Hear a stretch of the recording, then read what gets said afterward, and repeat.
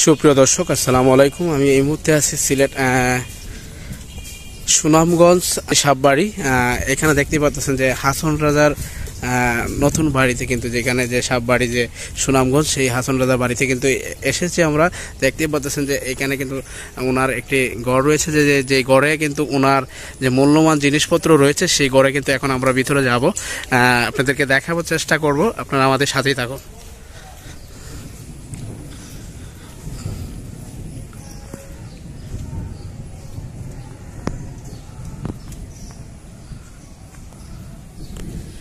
দেখতে পাচ্ছেন যে ঘরের ভিতরে কিন্তু এখন আমরা প্রবেশ করতেছি।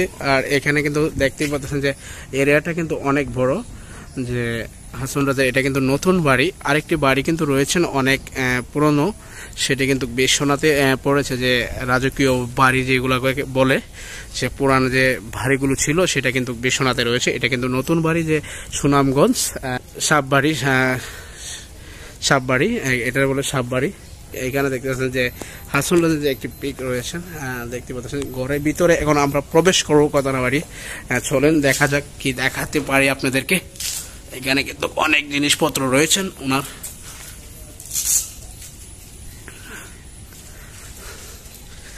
দেখতে পাচ্ছেন যে ঘরের ভিতরে কিন্তু প্রবেশ করেছি আমরা। এখানে রয়েছে কিন্তু হাসন রাজার যে ডুল হারমোনি, এগুলো কিন্তু খুব ঐতিহ্যবাহী। এগুলো কিন্তু ওনার হাতের জিনিসপত্র ধরে রাখা হয়েছে, খুব যত্ন সহকারে রাখা হয়েছে। এখানে দেখতে পারতেছেন যে এটা কিন্তু উখা যেটা বলে বসে নবাব সিরাজউল্লাহ যেভাবে সেখানে কিন্তু হাসন রাজা এভাবে কিন্তু বসে এটা নিয়ে খাইতো। দেখতে পাচ্ছেন যে পিতলের, সবগুলো কিন্তু পিতলের। একটি পাতিলও কিন্তু রয়েছে পিতলের। আর এখানে কিন্তু দেখতেই পাচ্ছেন যে একটি দেখ লাইটটি জ্বালাও। দেখতে পাচ্ছেন যে অন্ধকারের কারণে আমি দেখাতে পাচ্ছি না, অবশ্যই দেখার চেষ্টা করো পুরো। এখানে দেখতে পাচ্ছেন যে এটা অবশ্যই আমি নাম জানি না, এটা কি সিন্দুক। অনেক সুন্দর একটি সিন্দুক।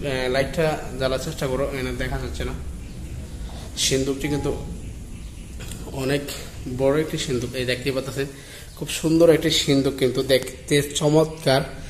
আপনারা আসলে পুরনো দেখতে পারতেছেন, ওনার হাতে মনে হয় কি করা। আর এখানে কিন্তু অনেক পুরস্কৃত পেয়েছেন, যে এখানে বই রয়েছেন হাসন রাজার। দেখতে পাচ্ছেন অনেক জিনিসপত্র। আমরা কিন্তু এই ঘরের ভিতরে ঢুকছি 60 টাকা দিয়ে টিকিট কেটে কিন্তু ঢুকছি। দেখতে পাচ্ছেন খুব সুন্দর একটি কলসি রয়েছে এখানে। আর দেখতে পাচ্ছেন খুব সুন্দর যত জিনিসগুলা রয়েছে এখানে। দেখতে পাচ্ছেন কত সুন্দর জিনিসগুলা। এখানে সুরমাদানি রয়েছে। অনেক সিন্ধুকের যে পানের বাটা, আসলে এই যে মূলত যে তরোয়ালটি রয়েছে, যে হাসন রাজার তরোয়াল দেখতে পাচ্ছেন। আমি দেখার চেষ্টা করছি ভিতরে।